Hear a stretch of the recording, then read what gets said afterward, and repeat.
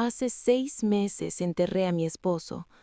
Todavía puedo recordar cada detalle de aquel día como si hubiera ocurrido ayer. El cielo estaba gris sobre el pequeño cementerio de San Miguel, a las afueras de Valencia. No llovía, pero el aire estaba pesado, como si incluso el clima supiera que algo no estaba bien. Me llamo Carmen Ortega y durante 41 años estuve casada con Alejandro Ortega. 41 años, una vida entera construida juntos, una casa llena de recuerdos, una rutina que parecía eterna, hasta que todo terminó con una llamada telefónica. La policía dijo que había sido un accidente en la carretera. El coche se salió de la vía durante la noche. Cuando encontraron el vehículo, estaba completamente destrozado. Me dijeron que el cuerpo estaba demasiado dañado para un velatorio abierto. Así que confié en su palabra. Firmé los papeles. Escuché las condolencias. Acepté los abrazos de familiares y vecinos que repetían la misma frase. Lo sentimos mucho, Carmen.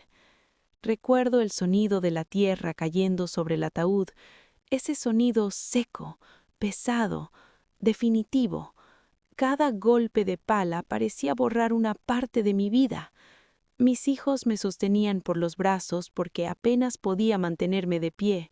Sentía que si me soltaba, iba a caer dentro de esa tumba con él, porque Alejandro no era solo mi esposo, era el hombre que me enseñó a conducir, el que quemaba la carne cada verano cuando hacía barbacoas, el que siempre tosía por las mañanas mientras leía el periódico en la cocina.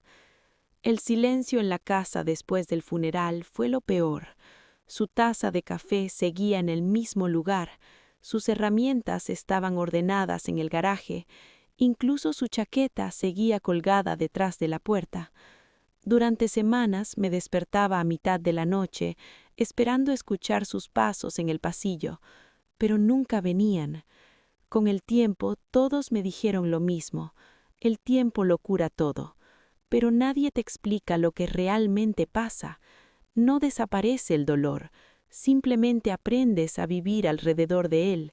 6 meses pasaron así, 6 meses durmiendo en un lado vacío de la cama, 6 meses hablando sola en la cocina, 6 meses intentando convencerme de que mi esposo realmente estaba bajo esa lápida de mármol en el cementerio. Hasta ayer, porque ayer algo ocurrió que cambió todo lo que creía saber, algo que me hizo preguntarme si aquel funeral, si aquella tumba, habían sido una mentira.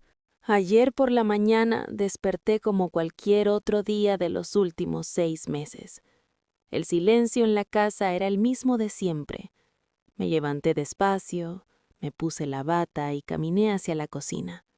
Automáticamente tomé 2 tazas del armario y luego recordé que ya no necesitaba la segunda. Volví a guardarla sin pensar demasiado.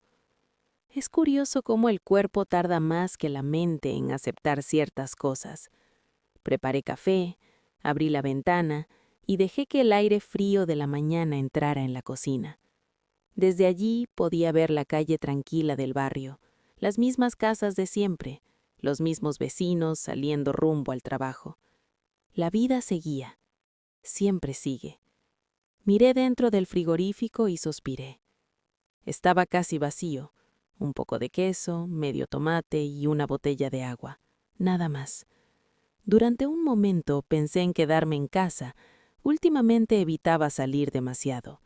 En el pueblo todos me conocían y siempre había alguien dispuesto a preguntarme cómo estaba, o peor aún, a mirarme con esa expresión de lástima que me hacía sentir más sola. Pero la nevera no se llena con recuerdos. Así que me cambié de ropa, tomé mi bolso y decidí ir al supermercado del barrio, el Mercadona de siempre, el mismo al que Alejandro y yo habíamos ido juntos cientos de veces durante años.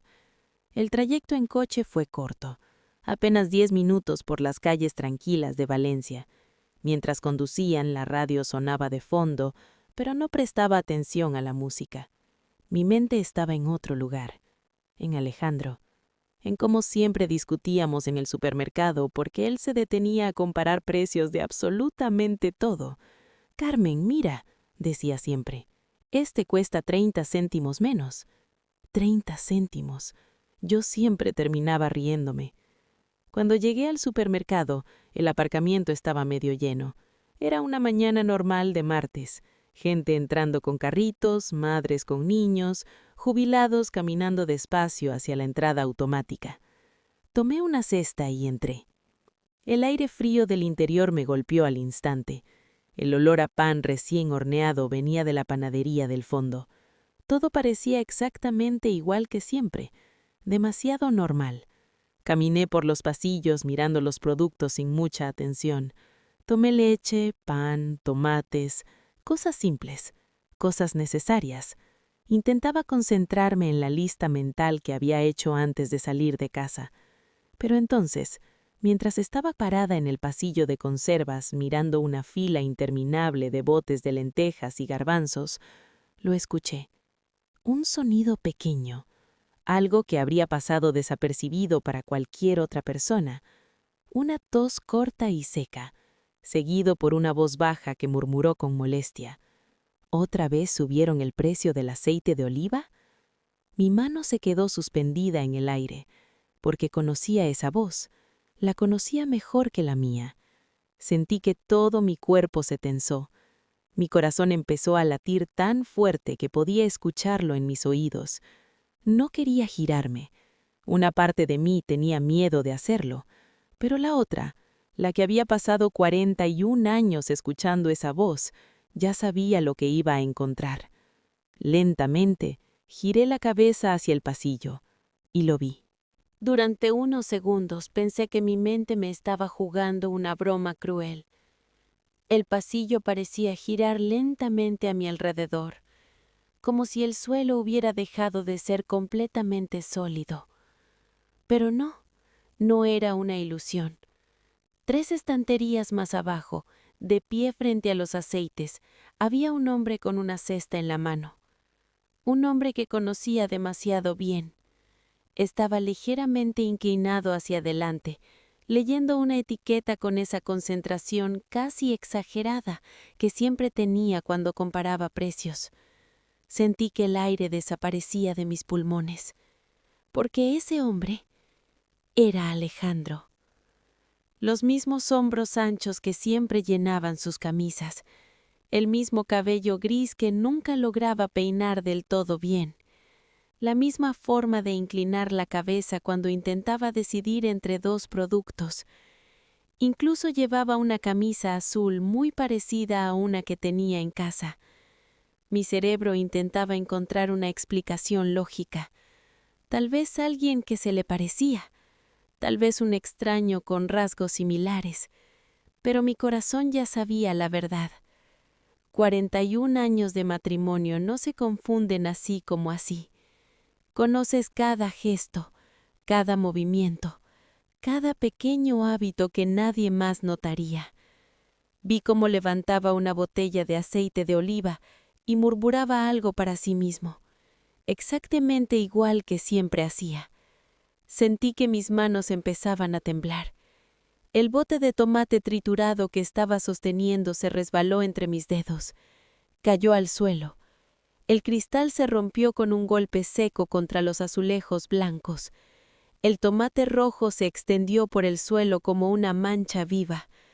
Varias personas se giraron hacia mí. «¿Señora?», preguntó alguien. «¿Está bien?». Pero yo ya no escuchaba nada. Mis ojos seguían fijos en aquel hombre, en mi esposo, el hombre que había llorado, el hombre cuyo nombre estaba grabado en una lápida, el hombre que yo misma había visto bajar dentro de una tumba. Mis piernas comenzaron a moverse antes de que pudiera pensarlo. Un paso, luego otro. Sentí el corazón golpeando con tanta fuerza que pensé que me iba a desmayar en medio del supermercado. Cuando estuve a unos pocos metros de él, mi voz salió casi sin aire. «¿Alejandro?». La palabra se rompió en mi garganta. Él dejó de mirar la botella y lentamente se giró hacia mí. Por un instante Un instante lleno de esperanza y terror al mismo tiempo. Pensé que todo volvería a la normalidad. Pensé que sonreiría. Pensé que diría mi nombre. Pero cuando nuestros ojos se encontraron, su expresión no fue de sorpresa. Fue de confusión, como si estuviera mirando a una completa desconocida. Y en ese momento sentí el primer verdadero escalofrío recorrerme la espalda. Porque algo no estaba bien. Nos quedamos mirándonos durante unos segundos que se sintieron eternos. Yo estaba tan cerca que podía ver cada detalle de su rostro. Las pequeñas arrugas alrededor de sus ojos, la ligera sombra de barba que siempre aparecía por la tarde, incluso la pequeña cicatriz sobre su ceja derecha. Recuerdo de aquella caída hace años cuando arreglaba el tejado de la casa de su madre. Era él. No había ninguna duda. Sentí que el mundo entero se había detenido dentro de aquel supermercado. Alejandro, repetí, esta vez más despacio. Mi voz temblaba. Durante 41 años pronuncié ese nombre todos los días, pero ahora salí extraño, como si hubiera olvidado cómo decirlo. El hombre frunció ligeramente el ceño. Me miró con educación, pero con una distancia que jamás había visto en sus ojos. «Perdone», dijo con calma. «¿Nos conocemos?» Las palabras me golpearon como si alguien me hubiera empujado. Parpadeé varias veces, tratando de entender lo que acababa de escuchar. «Alejandro, soy yo», dije dando un pequeño paso hacia él. «Carmen». Su expresión no cambió. No hubo reconocimiento. No hubo emoción. Solo una incomodidad creciente. El hombre retrocedió un paso. Nunca en 40 años Alejandro había retrocedido ante mí, ni siquiera en nuestras peores discusiones. Ese pequeño gesto me atravesó el pecho. «Creo que está confundida, señora», respondió finalmente. «Mi nombre no es Alejandro». Sentí que mi corazón se detuvo. «¿Qué?» «Mi nombre es Daniel», continuó. «Daniel Ruiz». Lo dijo con total naturalidad, como si estuviera diciendo algo obvio, como si yo fuera una extraña que acababa de cometer un error incómodo. Pero su voz era exactamente la misma, grave, un poco áspera, la misma voz que me había dicho «te quiero» miles de veces. «No», susurré negando con la cabeza. «No, eso no es posible». Sentí las miradas de varias personas alrededor. Algunos clientes se habían detenido para observar. Una empleada del supermercado miraba desde el final del pasillo preocupada, pero yo no podía apartar los ojos de él. «Alejandro», dije otra vez, «deja de bromear. Esto no tiene gracia». El hombre suspiró con incomodidad. «Señora, de verdad creo que debería sentarse un momento». Dijo esas palabras con una calma que me hizo sentir aún más perdida, porque incluso esa forma de hablar era la suya. «No me llame señora», respondí con la voz quebrada. «Soy tu esposa». Hubo un silencio pesado entre nosotros. Por primera vez, algo cambió en su rostro. Una pequeña tensión apareció en su mandíbula, pero desapareció tan rápido como había llegado. «Lo siento mucho, pero creo que necesita hablar con alguien». Y entonces supe que si no hacía algo, si no le demostraba que estaba equivocado, él simplemente se iría caminando, como si nuestra vida juntos nunca hubiera existido. Así que con las manos temblando, metí la mano en mi bolso y saqué mi teléfono. porque tenía una prueba que él no podía negar. Una foto. Mis manos temblaban tanto que casi se me cayó el teléfono cuando lo saqué del bolso. El hombre, Daniel, como decía llamarse, me observaba con una mezcla de preocupación y desconcierto, como si estuviera intentando decidir si yo necesitaba ayuda o simplemente estaba perdiendo la razón. Pero yo sabía lo que estaba haciendo. Sabía exactamente lo que iba a mostrarle. Abrí la galería del móvil y empecé a deslizar las fotos con rapidez. Había cientos de recuerdos allí. Vacaciones en la playa, navidades con los niños, domingos tranquilos en casa, todo con Alejandro. Finalmente encontré la imagen que estaba buscando. La abrí y levanté el teléfono frente a él. «Mira», dije, acercando la pantalla. «Mira bien». Era una foto tomada el verano pasado. Estábamos sentados en el porche de nuestra casa en Valencia. Había globos detrás de nosotros y una pequeña mesa con una tarta. Era el cumpleaños número 65 de Alejandro. En la imagen, él estaba riendo mientras me rodeaba los hombros con el brazo. Yo sostenía un plato con carne de la barbacoa que él mismo había preparado, o al menos había intentado preparar, porque, como siempre, había quemado la mitad. «¿Te acuerdas?», le dije intentando controlar mi respiración. «Ese día quemaste las chuletas otra vez y luego dijiste que era culpa de la parrilla». El hombre miró la pantalla. Sus ojos se fijaron en la fotografía. Durante unos segundos no dijo nada, ni una palabra, y en ese silencio ocurrió algo que me heló la sangre, porque vi un cambio en su expresión, muy pequeño, pero estaba allí. Sus ojos se detuvieron un poco más de lo normal en la imagen. Su mandíbula se tensó ligeramente, como si algo dentro de su mente estuviera luchando por salir, como si reconociera lo que estaba viendo. Mi corazón empezó a latir aún más rápido. «¿Lo ves?», susurré. «Ese eres tú, Alejandro». Por un momento pensé que iba a decir algo. Pensé que tal vez todo había terminado, que simplemente había sido una confusión. Pero entonces el hombre negó lentamente con la cabeza. «Lo siento», dijo. Su voz era tranquila, demasiado tranquila. «De verdad siento que esté pasando por un momento difícil, pero ese no soy yo». Sentí que el aire abandonaba mis pulmones.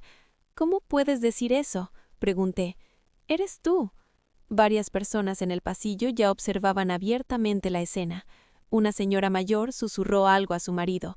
Un joven sacó su teléfono, probablemente pensando que estaba presenciando algún tipo de discusión extraña, pero yo no podía detenerme.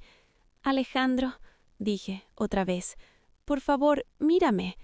El hombre guardó silencio durante unos segundos más.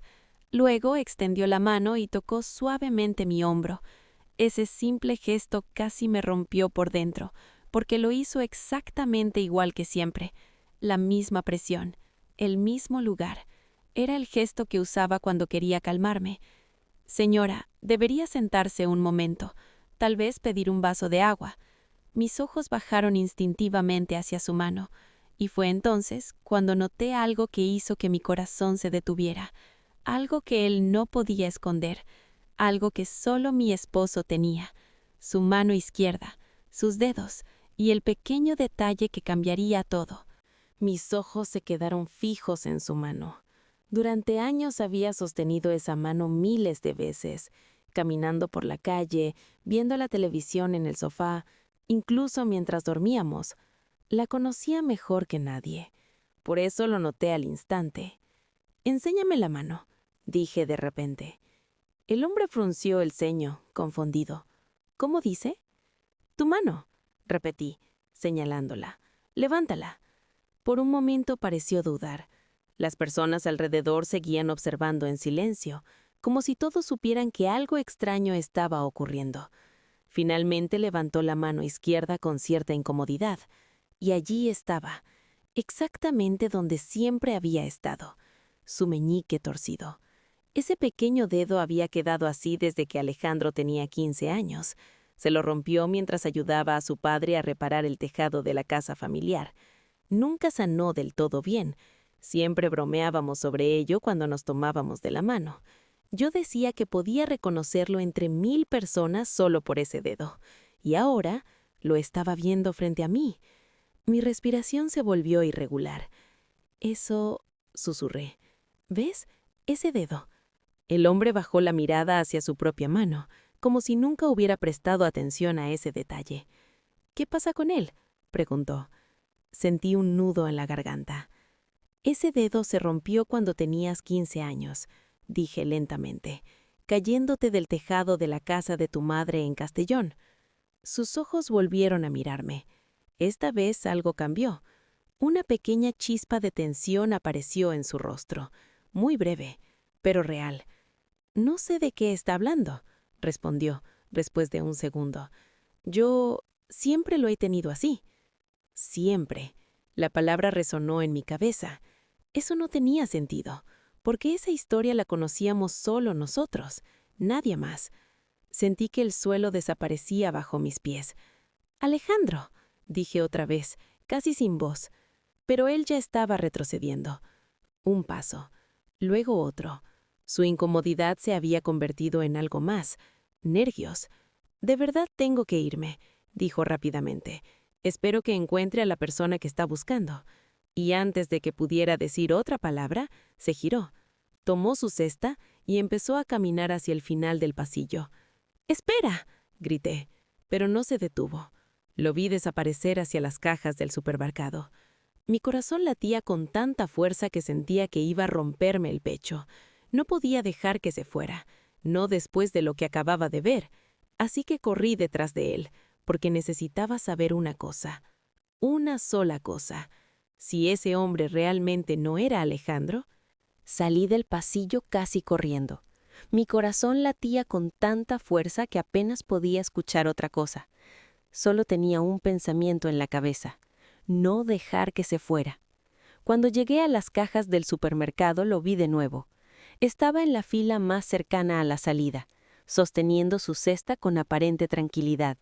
Dentro había unas pocas cosas: pan, aceite de oliva y un paquete de café. Cosas simples, cosas normales, demasiado normales para alguien que acababa de decirle a una mujer que no la conocía, cuando ella acababa de demostrarle lo contrario. Me acerqué lo suficiente para observarlo sin que me viera directamente. El cajero pasó sus productos por el escáner. El sonido me resultaba extrañamente familiar.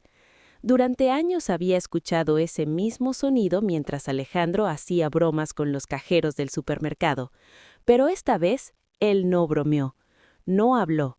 Parecía concentrado únicamente en pagar y salir lo más rápido posible.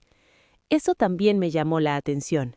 Alejandro siempre había sido sociable, siempre tenía algún comentario, alguna sonrisa para los empleados del barrio, pero este hombre solo quería irse. Pagó en efectivo, tomó la bolsa y caminó hacia la puerta automática. Yo lo seguí. Las puertas de cristal se abrieron con un suave sonido mecánico cuando él salió al aparcamiento. El aire fresco de la tarde me golpeó el rostro cuando salí detrás de él. El aparcamiento estaba lleno de coches y personas caminando hacia la entrada con carritos. Durante un momento pensé que iba a perderlo entre la gente, pero lo vi. Caminaba rápido hacia el fondo del estacionamiento, como si supiera que lo estaba siguiendo. «¡Alejandro!», grité. Algunas personas se giraron para mirar, pero él no se detuvo. Ni siquiera volteó la cabeza. Eso me hizo correr más rápido. Sentía el bolso golpeando contra mi costado mientras intentaba alcanzarlo. «¡Alejandro! ¡Espera!». Esta vez sí reaccionó, pero no como esperaba. El hombre miró brevemente por encima del hombro. Solo un segundo. El tiempo suficiente para que nuestros ojos se encontraran otra vez. Y lo que vi en su mirada no fue confusión, no fue sorpresa, fue miedo. Un miedo real, inmediato. Después de eso aceleró el paso, casi corriendo ahora. Llegó hasta un coche gris estacionado cerca del final del aparcamiento. Un Seat antiguo. Metió la bolsa en el asiento del pasajero y abrió la puerta del conductor. «¡Alejandro!», grité una vez más mientras me acercaba. Pero ya era tarde. El motor arrancó, Las ruedas giraron sobre el asfalto y en cuestión de segundos el coche salió del aparcamiento y desapareció en la calle. Me quedé allí, en medio del estacionamiento, tratando de recuperar el aliento. Mis manos temblaban, mi mente daba vueltas, porque en ese último segundo, antes de que el coche arrancara, había visto algo dentro del vehículo, algo pequeño, algo que me hizo sentir un frío terrible en el pecho, algo que no debería haber estado allí. Mientras el coche avanzaba lentamente por la calle oscura, algo dentro de mí empezó a sentirse extraño. Al principio no sabía exactamente qué era. Tal vez era solo la incomodidad de haber pasado mi salida y tener que regresar por otra calle. Pero cuando doblamos la esquina que daba hacia mi casa, sentí un escalofrío recorrerme la espalda. Mi casa estaba allí, a media cuadra. La reconocería en cualquier lugar. La pequeña cerca blanca, el viejo árbol frente al jardín, el porche que mi difunto esposo había pintado él mismo hacía años. Pero esa noche, algo no estaba bien. Fruncí el ceño y me incliné un poco hacia la ventana del coche. «Espere un momento», le dije al conductor con voz baja. «¿Puede reducir la velocidad?» El hombre obedeció sin hacer preguntas. Y entonces lo vi. La puerta principal de mi casa no estaba completamente cerrada. Estaba entreabierta. Sentí que el corazón me golpeaba con fuerza contra el pecho. Yo recordaba perfectamente haber cerrado esa puerta antes de salir esa tarde. Siempre lo hacía. Después de vivir sola durante tanto tiempo, había desarrollado ese tipo de hábitos automáticos. Cerraba la puerta, ponía el seguro, revisaba 2 veces. Siempre. «¿Está todo bien?», preguntó el conductor al notar mi silencio. No respondí de inmediato. Mis ojos seguían fijos en la casa. En ese momento noté algo más. Una sombra se movió dentro del pasillo. Muy rápido, pero lo suficiente para que supiera que no había sido mi imaginación. El aire pareció desaparecer de mis pulmones. De repente, una idea terrible se formó en mi cabeza. Si el conductor no hubiera pasado mi salida, yo habría llegado a casa exactamente como siempre. Habría bajado del coche, habría caminado hasta la puerta, habría empujado esa puerta abierta y habría entrado directamente en esa casa, con alguien dentro, con alguien que claramente no debía estar allí. Sentí que las manos me empezaban a temblar. El conductor miró por el espejo retrovisor. «Señora, ¿esta es su casa?», asentí lentamente. Mi voz salió apenas como un susurro. «Sí». Tragué saliva mientras seguía mirando la puerta abierta. La misma puerta por la que, si todo hubiera salido según lo planeado, yo habría entrado sola, en medio de la noche. Una sensación helada me recorrió el cuerpo cuando comprendí la realidad. Ese pequeño error del conductor, ese simple momento en el que se pasó mi salida, probablemente acababa de salvarme la vida, porque ahora lo sabía con absoluta certeza. Durante unos segundos me quedé completamente inmóvil en el asiento trasero del coche. Mis ojos seguían fijos en la puerta entreabierta de mi casa, como si esperara que todo aquello desapareciera de repente y resultara ser solo un error, una ilusión causada por el cansancio. Pero la puerta seguía allí, abierta, y la sensación de peligro seguía creciendo dentro de mí. El conductor volvió a mirarme por el espejo retrovisor. Esta vez su expresión también había cambiado. Ya no parecía simplemente confundido, ahora parecía preocupado. «Señora», dijo con cautela, «¿quiere que me acerque más?». Sacudí la cabeza rápidamente. «No, espere aquí». Mi voz sonó más firme de lo que realmente me sentía. Respiré hondo e intenté ordenar mis pensamientos. Durante años había trabajado en situaciones de emergencia cuando mi esposo enfermó, y aprendí algo importante en ese tiempo. El pánico solo empeora las cosas, así que me obligué a pensar con claridad. Si alguien realmente estaba dentro de mi casa, entrar ahora sería una locura. Yo estaba sola, tenía 61 años, y no tenía idea de quién podía estar ahí dentro, ni qué quería. Mis ojos volvieron a recorrer la fachada de la casa. Las luces estaban apagadas. Todo parecía tranquilo desde afuera, demasiado tranquilo. Entonces, justo cuando pensaba en sacar mi teléfono, ocurrió algo que hizo que el miedo se transformara en certeza. La puerta se movió ligeramente. No se abrió por completo, pero alguien la empujó desde dentro, apenas unos centímetros, como si estuviera mirando hacia afuera, como si estuviera comprobando si alguien había llegado. Sentí que el estómago se me hundía. Ya no había duda. No era un error. No era el viento. Había alguien dentro de mi casa, y esa persona estaba despierta. El conductor también lo notó. «Creo que deberíamos llamar a la policía», dijo en voz baja. Asentí lentamente. Por primera vez desde que habíamos doblado la esquina, aparté la mirada de la casa y saqué el teléfono de mi bolso. Mis manos todavía temblaban un poco mientras marcaba el número. Mientras esperaba que contestaran, una idea horrible volvió a cruzar mi mente. Si el conductor no hubiera pasado mi salida, yo ya estaría dentro de esa casa, caminando por ese pasillo oscuro. Tal vez habría encendido la luz de la cocina y habría descubierto demasiado tarde que no estaba sola. Miré nuevamente la casa desde el coche. El jardín, el porche, la ventana del salón. Todo parecía exactamente igual que siempre, pero ahora sabía que algo estaba terriblemente mal. Y por primera vez desde que me mudé allí después de la muerte de mi esposo, sentí algo que nunca había sentido dentro de mi propio hogar: miedo de volver a entrar. Sostuve el teléfono con fuerza cuando finalmente escuché la voz del operador responder: «¿Emergencias? ¿En qué puedo ayudarla?». Tragué saliva y miré una vez más la puerta abierta de mi casa. «Creo», dije lentamente, «que hay alguien dentro de mi casa». Y en ese momento comprendí algo con absoluta claridad. Aquella noche, el destino había cambiado mi camino por unos pocos segundos.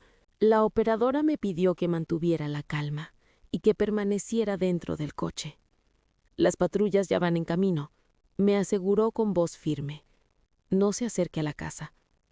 Colgué el teléfono y sentí como el silencio dentro del vehículo se volvía pesado. El conductor también parecía tenso ahora. Había apagado el motor, pero no dejaba de mirar hacia la casa. Los minutos que siguieron se sintieron eternos. Cada pequeña sombra que se movía por el viento me hacía pensar que alguien iba a salir corriendo por la puerta. Cada sonido del vecindario me hacía saltar. Entonces, a lo lejos escuché algo que me hizo respirar un poco más profundo. Sirenas.